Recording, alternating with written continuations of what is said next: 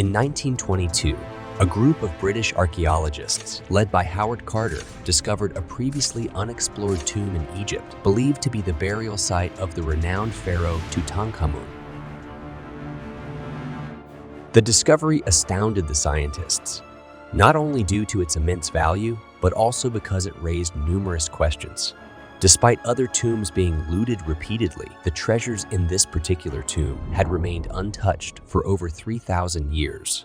Surprisingly, the mummification of King Tut was somewhat hasty, casting doubt on whether it was truly his remains. Only recently, through the use of CT scans, scientists were able to create a digital image of the buried person's face, revealing the truth. Even now, the world remains puzzled by a lingering question. Why did the archaeologists who entered the tomb fall one after another? The mysterious death of one of Carter's team members fueled tales of the pharaoh's curse, which swiftly spread across Europe. According to rumors, those who entered the tomb would subsequently experience illness or face various hardships. If such a curse did exist, it would have originated from King Tut himself. However, the enigma persists as to who might have cursed the young king and what the motive behind it could have been. Tutankhamun assumed the throne in 1332 BC. During Tutankhamun's reign, Egypt was engaged in a conflict with the neighboring kingdom of Nubia.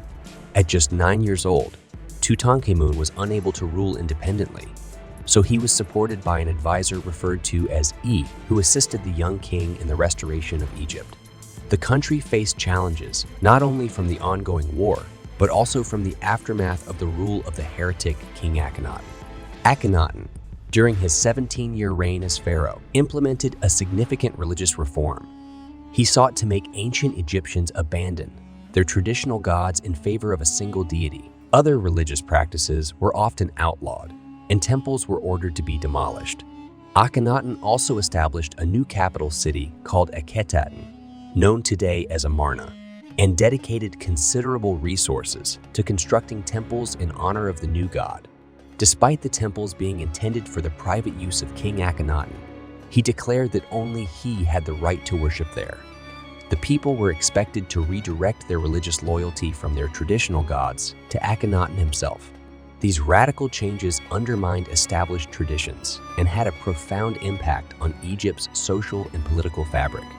Eventually, Akhenaten was denounced as a heretic, and after his death, his name was erased from history. However, there was one person who could never forget that name: Akhenaten's son and heir, Tutankhamun.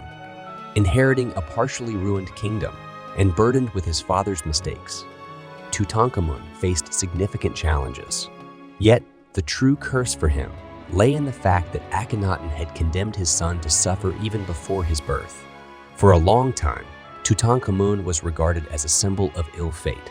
Scientists have determined that the remains in the tomb belong to Amenhotep III, Tutankhamun's grandfather, rather than Nefertiti. Nefertiti, who is not titled as the king's daughter, could not have been buried with Amenhotep III. In 2010, DNA tests conducted on the mummy revealed that it was actually an unnamed daughter of Amenhotep III and his wife, Teki. This means she was Akhenaten's sister, born from an incestuous relationship.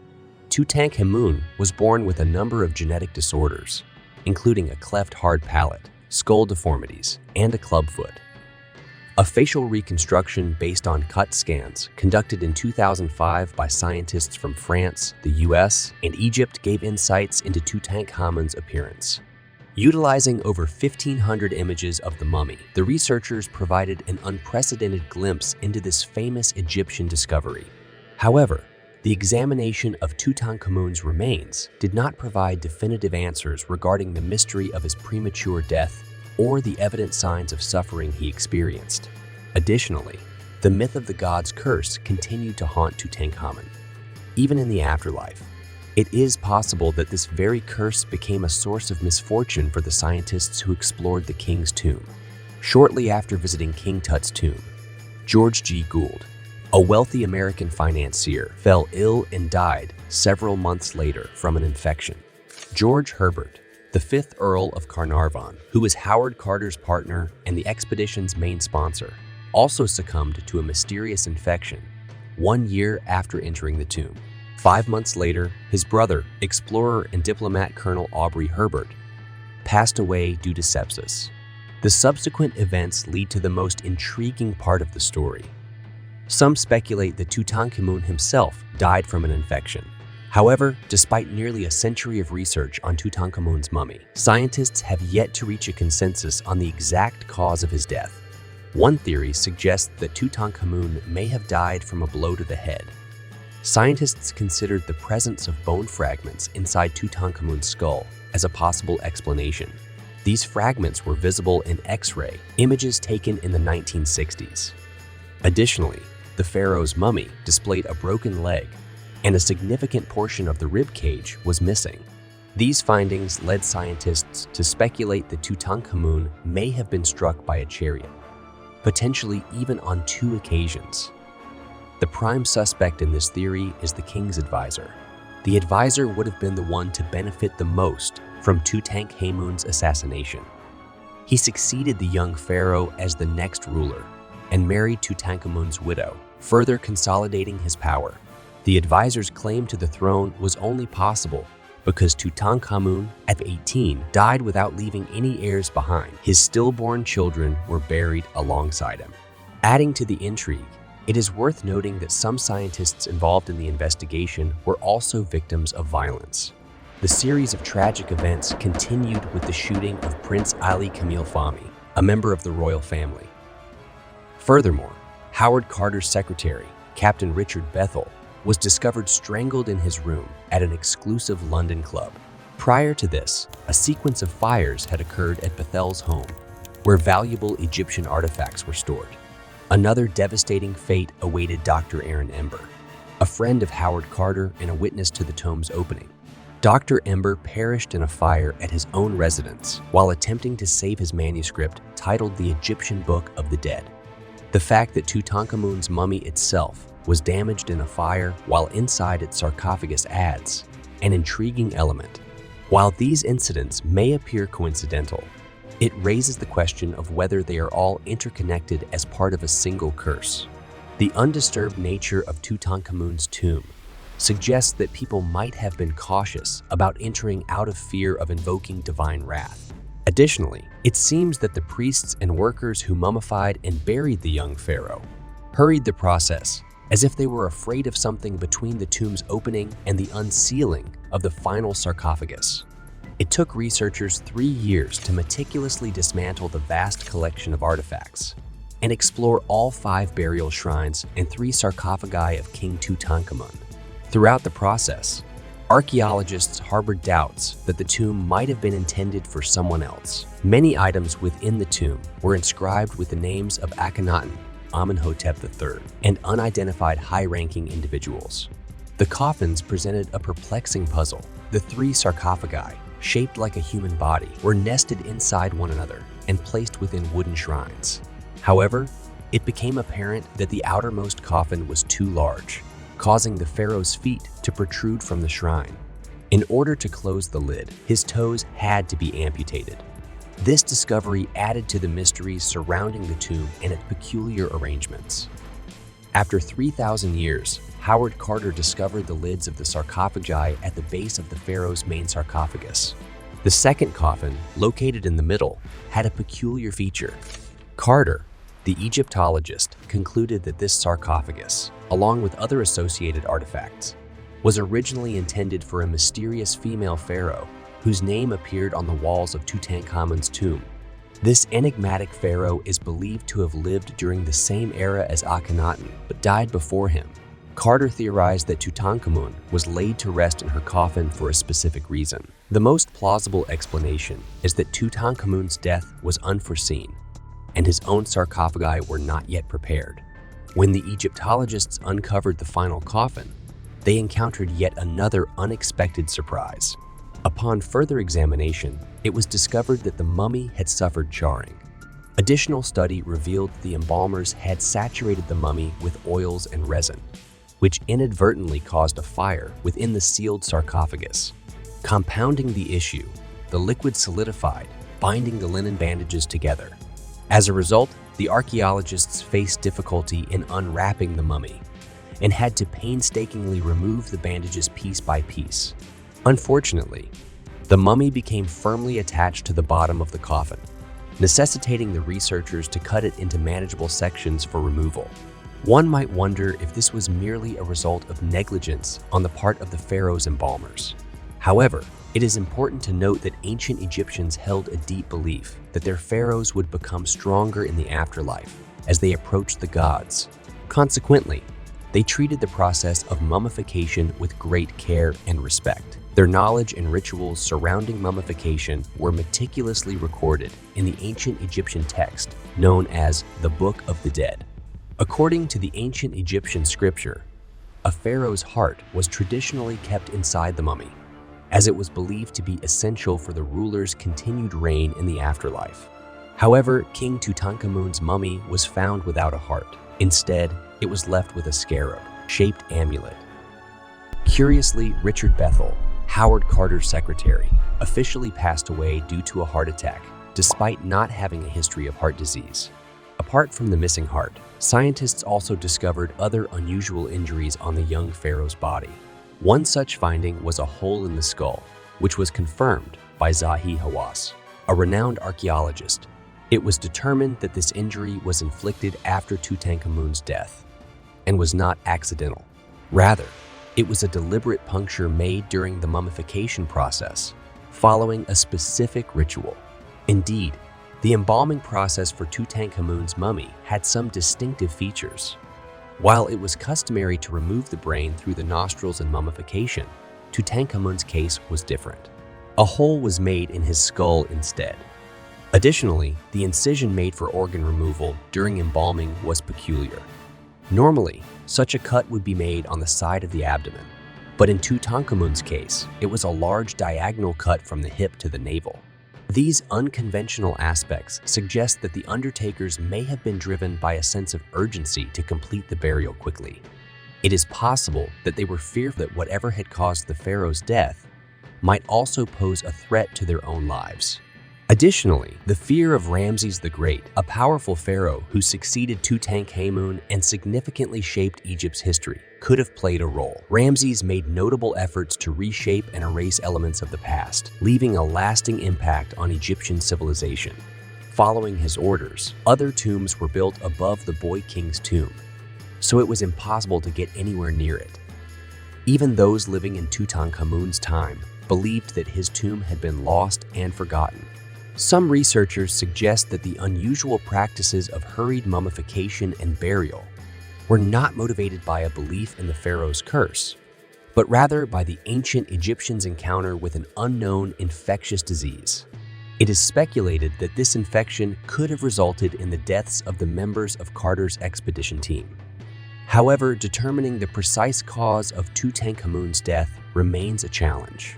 3,000 years ago, people had limited knowledge about conditions such as aspergillus, a type of fungi discovered in several tombs within the Valley of the Kings. This mold can thrive both indoors and outdoors and has the potential to cause severe infections, particularly in individuals with weakened immune systems. In the expedition, there were at least 3 individuals, Jay Gould, Lord Carnarvon, and his brother Audrey Herbert. Scientists have concluded that the most likely causes of King Tut's death were a broken leg, a fractured rib cage, and an infectious disease. A detailed examination of the mummy revealed that Tutankhamun experienced vascular bone necrosis in his foot and ankle, where the bone died due to inadequate blood flow. Artifacts indicate that the young man relied on a cane throughout his life. It is true that he suffered a leg fracture shortly before his death. Regarding the rib cage, it was not found to be fractured, but was actually missing. It was stolen in the 1960s, along with the pharaoh's precious burial shroud, which was positioned next to it. Indeed, the theory of a chariot accident causing the pharaoh's death has been disproven. This leaves us with an infection as the only plausible explanation. In 2009, Zahi Hawass conducted a thorough study involving radiological and genetic analysis of 11 mummies, including Tutankhamun, from the 18th dynasty of Egypt. The findings suggested that the pharaoh's death was likely the result of a combination of a vascular necrosis, a leg fracture, and malaria. It is important to note that malaria is caused by a parasite and transmitted through female mosquito bites, rather than being a virus. While this diagnosis may provide insight into the pharaoh's demise, it doesn't explain the deaths of the archaeologists. The mysterious deaths of Carter's team members have puzzled many for decades, although some of the deaths can be attributed to natural and ordinary causes. For instance, Lord Carnarvon succumbed to pneumonia following a streptococcal skin infection. Shaving over a mosquito bite on his face resulted in blood infection, which later developed into pneumonia. It is not surprising considering that Lord Carnarvon had a weakened immune system. It is true that Lord Carnarvon had a history of lung disease, which he attempted to manage by spending time in warm countries, including Egypt. As for the other team members who died from illnesses, it is important to consider their average, which was 75 years. Some of them may have had pre-existing health conditions at the start of the expedition. Additionally, there was the tragic death of Aaron Ember in a fire. Ember had the opportunity to save himself but chose to prioritize saving his manuscript. The expedition leader, Howard Carter, also passed away from natural causes 16 years after the tomb was opened. However, the unexpected circumstances surrounding the deaths of the other team members raised suspicions. Historian and writer Mark Bainon discovered evidence suggesting that several mysterious deaths in London, originally attributed to the curse of King Tut, were actually murders. According to the Telegraph's 2011 article, it was revealed that Aleister Crowley was the perpetrator behind the deaths of the team members. Crowley, known as a writer, poet, mountaineer, and occultist, had a fascination with the story of Jack the Ripper, as documented in his journals and books. Mark Bainon, upon studying Crowley's writings, connected the dots of this puzzle. One example cited is the shooting of Prince Ali Camel Funmi Bey by his wife, Marie Marguerite. It was known that Marie Marguerite was responsible for the act, but few were aware of her connection to Aleister Crowley. Marie Marguerite, who was both Crowley's lover and a first-class courtesan, also worked at a restaurant that Crowley frequented. Mr. Bainon hypothesizes that Crowley influenced her to commit the murder. Following Marie Marguerite's acquittal, the next victim was Aubrey Herbert, who mysteriously passed away soon after the trial, raising suspicions of foul play. It appears that Aleister Crowley may have played a role in the suspicious events surrounding Aubrey Herbert's life, including the failed surgery to restore his eyesight. Herbert, who was born with a degenerative eye disease and went blind, sought a solution through dental surgery at a private clinic. However, the procedure went wrong, leading to further complications. Mark Bainon theorizes that Crowley utilized Marie Marguerite once again to carry out his sinister plans. Additionally, Crowley could potentially be connected to the death of Howard Carter's secretary, Captain Richard Bethel. Bethel was found strangled in his bed at the Gentleman's Club. Although initially it was assumed he had died of a heart attack. However, Bethel had been in good health prior to the incident. Interestingly, Crowley spent significant time during those days meeting with writers like Somerset Maugham at that very same Gentleman's Club, suggesting a possible connection to the event.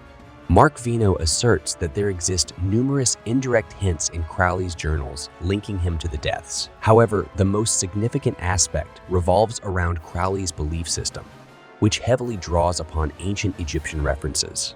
He regarded the opening of Tutankhamun's tomb as sacrilege and potentially considered himself an executor of the god's will, embodying the infamous pharaoh's curse. Regarding the apparent lack of detection of a serial killer who detailed their crimes in their own books, it could be attributed to the fact that the public's attention during that period was focused on another writer, namely Sir Arthur Conan Doyle.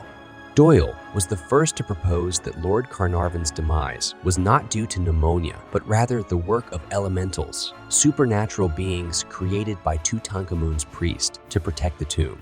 This initial theory set off a chain reaction that gained support from journalists, particularly the Daily Mail, which sensationalized every death related to the tomb's discovery.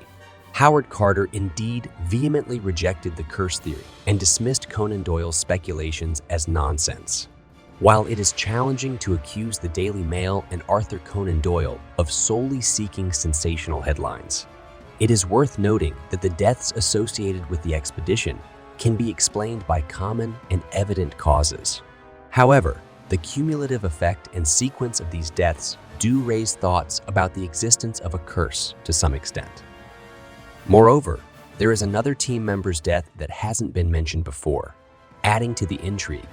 Historian and archaeologist Hugh Evelyn White, who assisted Howard Carter, tragically took his own life. His final words were, "I have succumbed to a curse, which forces me to disappear." That's all for today, and as usual, pump your brains. Bye.